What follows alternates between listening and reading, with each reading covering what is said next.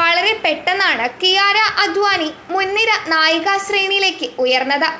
2014 ഫുഗ്ലി എന്ന ചിത്രത്തിലൂടെയായിരുന്നു കിയാരയുടെ സിനിമാ പ്രവേശം. 2016 പുറത്തിറങ്ങിയ ധോണി ദി അൺടോൾഡ് സ്റ്റോറിയിലൂടെയാണ് താരം ശ്രദ്ധിക്കപ്പെടുന്നത്. ഇതിനു പിന്നാലെ ബോളിവുഡിലെ തിരക്കേറിയ താരമായി മാറാനും കിയാര അദ്വാനിക്ക് സാധിച്ചിരുന്നു. പാൻ ഇന്ത്യൻ സിനിമകൾ ഇപ്പോൾ സജീവമായതോടെ ഭാഷാ വ്യത്യാസമില്ലാതെ പല ബിഗ് ബജറ്റ് ചിത്രങ്ങളിലും ഭാഗമാകുകയാണ് കിയാര. രാം ചരണിനൊപ്പം ഗെയിം ചേഞ്ചർ എന്ന ചിത്രത്തിലും കിയാര വേഷമിട്ടു. യഷ് നായകനാകുന്ന ടോക്സിക് എന്ന സിനിമയിലും കിയാരയുടെ വേഷം ശ്രദ്ധേയമാകുമെന്നാണ് ആരാധകരുടെ പ്രതീക്ഷ. മലയാളി നടി ഗീതു മോഹൻദാസ് സംവിധാനം ചെയ്യുന്ന ചിത്രം കൂടിയാണ് ടോക്സിക്. വൻ താരനിരയാണ് ചിത്രത്തിൽ അണിനിരക്കുന്നത്. വലിയ ബജറ്റിൽ ഒരുങ്ങുന്ന ഈ ചിത്രം കന്നഡ, ഇംഗ്ലീഷ്, ഹിന്ദി, തെലുങ്ക്, തമിഴ് തുടങ്ങി ഒന്നിലധികം ഭാഷകളിൽ റിലീസ് ചെയ്യും.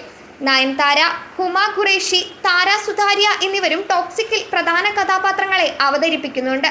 ഇപ്പോഴിതാ ഈ ചിത്രത്തിനായി കിയാര വാങ്ങിയ പ്രതിഫലം സംബന്ധിച്ച കണക്കുകൾ പുറത്തു വന്നിരിക്കുകയാണ്. സാധാരണയായി ഒരു സിനിമയ്ക്ക് 2 മുതൽ 3 കോടി രൂപ വരെയാണ് കിയാര പ്രതിഫലം വാങ്ങുന്നത്. കബീർ സിംഗിൽ അഭിനയിച്ചതിന് 3 കോടി രൂപയായിരുന്നു പ്രതിഫലം. എന്നാൽ കിയാര അദ്വാനി തന്റെ പ്രതിഫലം വർദ്ധിപ്പിച്ചതായും ടോക്സിക് എന്ന ചിത്രത്തിന് 15 കോടി രൂപയാണ് പ്രതിഫലമായി വാങ്ങിയതെന്നുമാണ് റിപ്പോർട്ട്. ഇത് അവരുടെ കരിയറിലെ ഏറ്റവും ഉയർന്ന ചിത്രമാണ്. കിയാരയുടെ അവസാന ചിത്രമായ ഗെയിം ചേഞ്ചറിന് ഏകദേശം 5 കോടി മുതൽ 7 കോടി രൂപ വരെയാണ് പ്രതിഫലം ലഭിച്ചത്.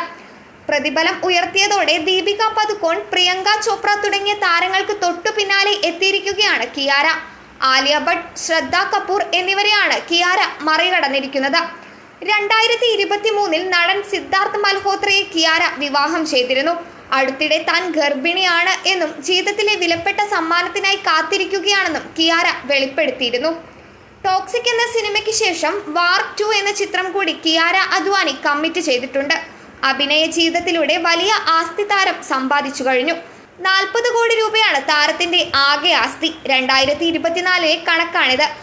അഭിനയത്തിന് പുറമെ മോഡൽ, അവതാരക എന്നീ നിലയിലും കിയാര വലിയ തുക സമ്പാദിക്കുന്നുണ്ട്.